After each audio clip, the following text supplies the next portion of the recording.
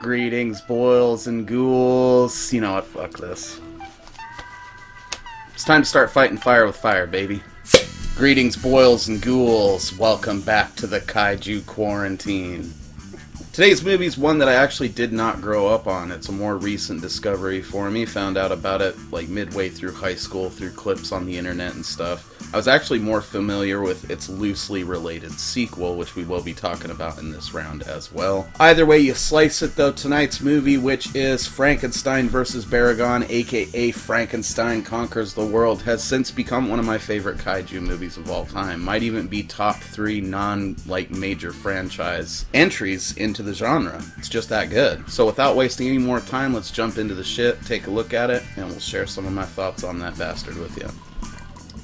Frankenstein vs. Baragon, or Frankenstein Conquers the World as it was released here in the States, is a 1965 kaiju film directed by Ishiro Honda with special effects by E.G. Tsuburaya, the Godzilla duo themselves. The film stars Nick Adams, Kumi Mizuno, Tadai Takashima, and it features Koji Furuhata as Frankenstein and Haruo Nakajima as Baragon, the dude that actually played Godzilla for the first 12 movies. So basically the dudes behind making Godzilla and the dude that fucking played him himself are all involved in this project. It was a Japanese-American co-production. It was the first collaboration between Toho and Henry G. Saperstein, and it was initially released in Japan on August 8th of 1965. I think that actually might coincide somewhat with the bombing of Hiroshima. Basic gist of it is, in the twilight hours of World War II, the Nazis smuggled out a box containing Frankenstein's heart from a mad scientist's laboratory to Japan via U-boat.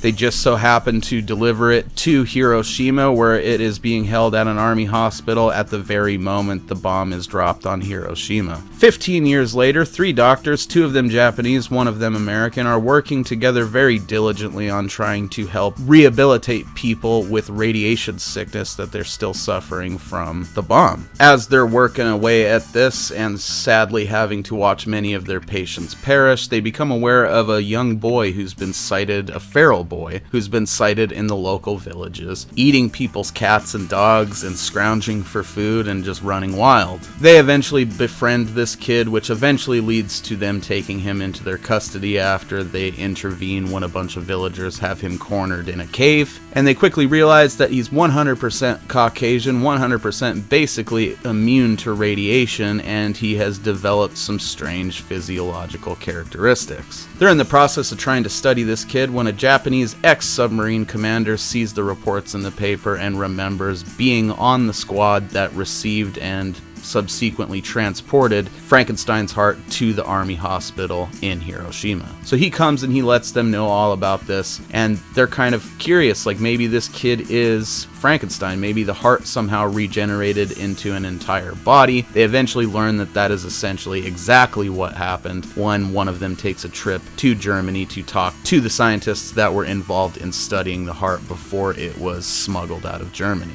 He pretty much explains that while studying Frankenstein, they learned that any part of him that was removed would immediately regenerate, and as long as at least the heart was left and it had proper proteins, it could regenerate the entire body. So he basically informs them that the only way they can determine for sure whether or not this kid is a descendant or reincarnation of Frankenstein is to sever one of his limbs and see if it grows back. Now, 2 of the 3 doctors have grown quite attached to this kid in the time that they've been raising him, and they're pretty much against doing this, but the doctor that took the trip to Germany is down to find out for the sake of science. Now, it turns out in the time that they've been raising this Frankenstein, they've been feeding him plenty of protein, and that protein makes him grow exponentially at pretty much an unlimited rate. So he's already the size of a legit giant by the time this dude goes in there to sever this hand. Some reporters show up, they freak Frankenstein out, he breaks out of his cage, accidentally killing 2 of them. He's not hostile towards humans at all, but he's accidentally murdered a couple of them. Army shows up, starts busting caps in his ass, so he flees into the wild. Now, meanwhile, throughout the movie, there have been sightings of this giant creature called Baragon, except he just so happens to kill everyone who sights him, unless they happen to be people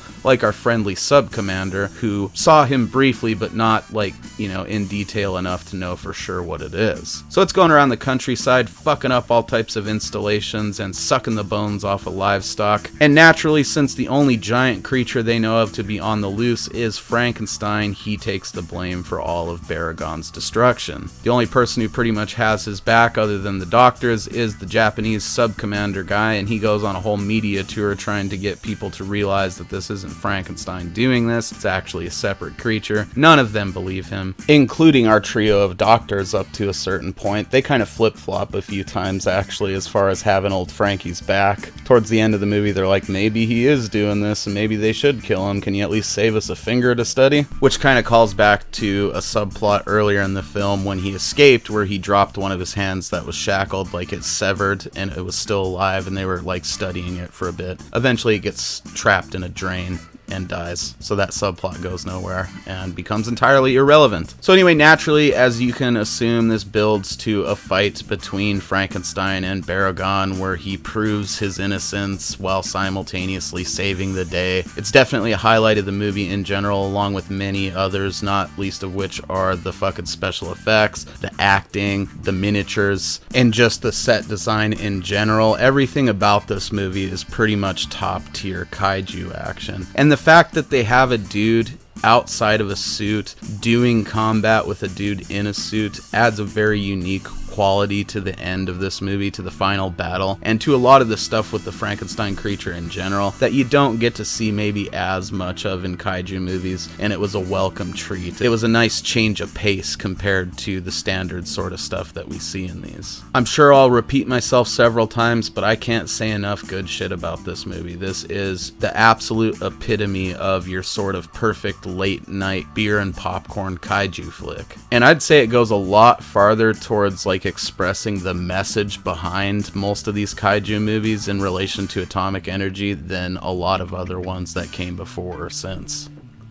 Frankenstein vs. Baragon is a unique beast in the world of kaiju movies, and the fact that, like, the plot of it's so interesting, it could have totally foregone the giant monster shit altogether and I'd still love the movie. The wartime shit at the beginning is interesting as fuck. The whole plot line where the three doctors are trying to take care of and best learn from this Frankenstein child is super compelling. They're all interesting in their own right. They're all super charming. Everybody's performance is pretty fucking top notch, to be honest. I like the fact that even though it is sort of an American and Japanese co-production, it's still very Japanese despite the injection of the Frankenstein mythology into the shit. The wartime stuff at the beginning is absolutely spectacular, but that's not really a surprise considering Ishiro Honda did that shit for a living during the wartime years. It's probably one of the best commentaries on the whole atomic weapons thing in the history of kaiju movies. The scrap between Baragon and Frankenstein is just awesome. The footage included in this review did not do it justice. I really should have just pulled down the download of the, like, Blu-ray version of it or whatever that I watched it on. I actually do not have this movie, sadly, but it's going to be added to the collection as soon as possible. Either way, that footage doesn't really do that fight justice, though. It is smooth, it is fluid, it is agile. It might be one of the most high-octane scraps in the history of kaiju movies as well. There's just not enough good stuff I can say about this. The sequel's pretty fucking awesome as well, though they did do a fair amount to distance it from this first installment. Unfortunately, this version of Frankenstein did never appear in any other fucking Toho media as far as I know. There were plans for his descendants to eventually face Godzilla, but that didn't end up going anywhere. Still though, they left us two movies that I think are among the best that Ishiro Honda has ever offered and should be seen by everybody as soon as fucking possible. You can find a really nice quality copy of this on Internet Archive. Check it out as soon as you can, and we'll see you back here real soon with Space Amoeba. It's gonna be a good time.